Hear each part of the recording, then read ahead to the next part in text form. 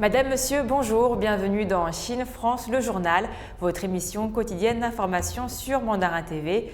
Tout de suite, les titres de l'actualité. Le ministre chinois des Affaires étrangères, Wang Yi, rencontre des envoyés diplomatiques de l'ASEAN. La stratégie d'endiguement du virus de la Chine est efficace selon le porte-parole de la Commission nationale de la santé. Une nouvelle bourse inaugurée à Pékin, le troisième marché financier chinois, après ceux de Shanghai et Shenzhen. Il aura pour but de soutenir les PME chinoises. Le premier vaccin par inhalation au monde dévoilé en Chine à la 5e exposition internationale de l'industrie de la santé de Hainan. Le conseiller d'État et ministre chinois des Affaires étrangères, Wang Yi, a rencontré des envoyés diplomatiques des pays de l'Association des nations de l'Asie du Sud-Est, ASEAN, dimanche 14 novembre à Pékin. Le ministre chinois des Affaires étrangères, Wang Yi, a rencontré dimanche 14 novembre des envoyés diplomatiques des pays de l'ASEAN à Pékin. La réunion intervient quelques jours avant le sommet de commémoration du 30e anniversaire des relations de dialogue Chine-ASEAN. Wang Yi a déclaré que ce sommet allait fixer le cap des relations entre les deux parties pour les 30 prochaines années. Il a ajouté que la Chine profiterait de cet événement pour renforcer la coopération avec l'ASEAN dans des domaines tels que la lutte contre la pandémie de Covid-19, la promotion de la reprise économique et la préservation de la stabilité régionale. Les envoyés des pays de l'ASEAN en Chine ont fait l'éloge des avantages des relations solides entre l'ASEAN et la Chine. Ils ont également appelé à davantage de coopération dans des domaines tels que le commerce, l'économie verte, le changement climatique et le développement durable. Mi Feng, le porte-parole de la Commission nationale de la santé, a déclaré lors d'une conférence de presse samedi 13 novembre que la Chine va poursuivre sa stratégie de traiter chaque infection de Covid-19 à chaque résurgence. Il a indiqué que le pays continuera à suivre les mesures de lutte épidémique, de détection précoce, de réponse rapide, de confinement ciblé et de traitement efficace des patients atteints de la Covid-19. Alors que le nombre total de cas de Covid-19 a surpassé les 250 millions à travers le monde, la Chine fait face à un défi encore plus important dans la prévention des cas importés. Il y a également un risque plus grand de maladies respiratoires infectieuses liées aux températures saisonnières basses, a ajouté le porte-parole de la Commission nationale de la santé. La vague actuelle de résurgence de Covid-19 a touché 21 régions de niveau provincial. Samedi dernier, la partie continentale de la Chine a enregistré 70 nouveaux cas transmis localement dans 6 provinces, incluant le Liaoning, le Hebei et le Heilongjiang.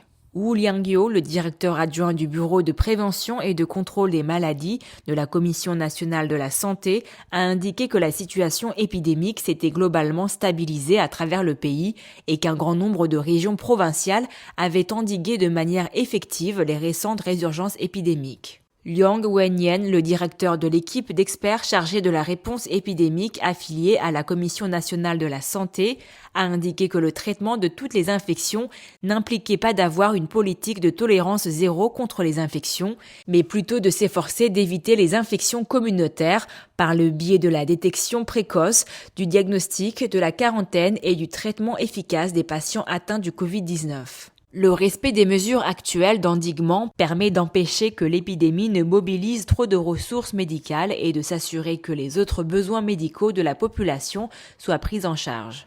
Dimanche dernier, plus de 2,38 milliards de doses de vaccins contre la Covid-19 avaient été administrées à travers la Chine et près de 1,07 milliard de personnes avaient réalisé un schéma vaccinal complet.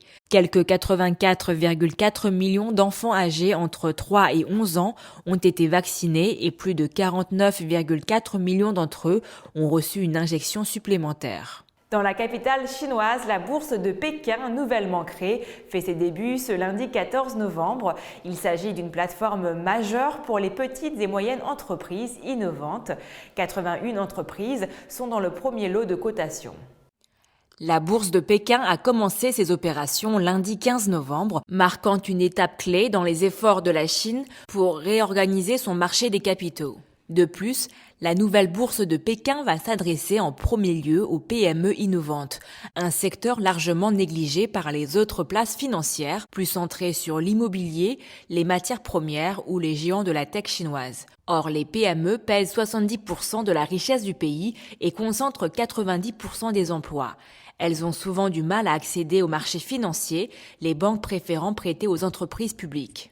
81 entreprises sont dans le premier lot de cotation, 10 d'entre elles font leur début, tandis que les autres sont transférées du China's New Third Board. Vendredi 12 novembre, plus de 2 100 000 nouveaux investisseurs ont déjà demandé à y participer. Le nombre total d'investisseurs est estimé à plus de 4 millions. Environ 112 sociétés de valeurs mobilières ont obtenu le statut de membre. C'est la troisième bourse de la partie continentale de la Chine, après celle de Shanghai et de Shenzhen. La nouvelle bourse, construite sur l'actuelle bourse nationale des actions et cotations, jouera un rôle différent sur le marché des capitaux chinois par rapport aux bourses de Shanghai et de Shenzhen, tout en renforçant l'interconnexion avec ces deux bourses. 6 documents sur la réglementation des opérations ont également été dévoilés vendredi, ainsi que les 45 autres directives publiées plus tôt, constituant le système d'autorégulation de la bourse avec des règles couvrant l'émission, le financement, la supervision et la négociation, entre autres. Les entreprises dans le premier lot de cotation couvrent 25 grandes industries de l'économie. Ces entreprises proviennent principalement de secteurs tels que la fabrication de pointe, les services de haute technologie et les industries émergentes stratégiques.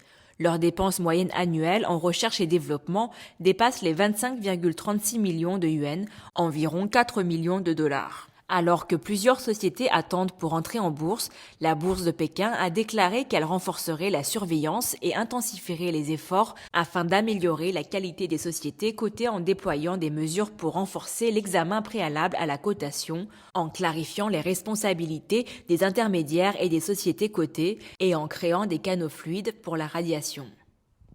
Développé par le laboratoire CanSino Biologics, le premier vaccin par inhalation au monde a été dévoilé le 12 novembre à la 5e exposition internationale de l'industrie de la santé de Hainan en Chine. Le processus de vaccination pratique et efficace de ce vaccin a été présenté aux visiteurs sur place. Il s'agit également de la première présentation publique de ce genre de vaccin. Il s'agit du premier vaccin inhalé contre la Covid-19 au monde. Sur place, le personnel a remplacé le vaccin par une solution saline, offrant aux participants une expérience interactive et a montré au public cette solution innovante contre la Covid-19. Le nouveau vaccin inhalé n'a pris que 10 secondes pendant le processus de conversion par atomisation. Avant utilisation, le vaccin est placé dans l'équipement, il suffit ensuite d'appuyer simplement sur le bouton et l'atomisation sera terminée en très peu de temps. Une fois le vaccin collecté dans le gobelet, les gens n'ont qu'à prendre une profonde inspiration, aspirer les particules atomisées dans leur bouche et retenir leur souffle pendant 5 secondes pour réussir une vaccination. L'ensemble du processus n'a pris que 20 secondes. Ce vaccin inhalé possède la même formulation que celui fait par injection intramusculaire, seule une méthode d'application différente est adoptée. La vaccination par inhalation a recours à un nébuliseur pour atomiser le vaccin en minuscules particules qui pénètrent dans les voies respiratoires et les poumons à travers l'inhalation orale, stimulant ainsi l'immunité des muqueuses dont l'effet ne peut être atteint par injection intramusculaire. Ce premier vaccin inhalé contre la Covid-19 dans le monde entier a été développé par l'équipe de l'académicienne Chen Wei de l'Académie de médecine militaire et de CanSino Biology Company. À l'heure actuelle, l'essai clinique de phase 2 a obtenu des résultats progressifs et la demande d'utilisation d'urgence est sur le processus d'être promue. Direction maintenant la ville de Canton en Chine. Depuis 3 ans, grâce au Sunac Snow Park, les habitants peuvent skier toute l'année, accueillant 2000 skieurs par jour. Il est l'un des plus grands parcs de ski en salle au monde. De la neige et un centre de sport d'hiver en plein centre-ville, voilà le Sunac Snow Park. Ce gigantesque bâtiment est l'un des plus grands parcs de ski en salle au monde. Depuis 3 ans, les habitants de Canton chaussent les skis pour goûter aux joies de la glisse, malgré une température moyenne dans la ville de 20 degrés. 50 000 mètres carrés et 5 pistes qui attirent de nombreux amateurs. Le parc accueille en moyenne 2000 skieurs par jour et 3000 le week-end. Mais ce luxe a un prix, comptez 40 € à l'entrée. C'est la fin de votre journal. Merci à tous de l'avoir suivi. Pour vous abonner, il vous suffit de cliquer sur s'abonner en bas à droite de la vidéo. Et pensez également à liker la petite clochette de notification et à liker et partager la vidéo. Merci.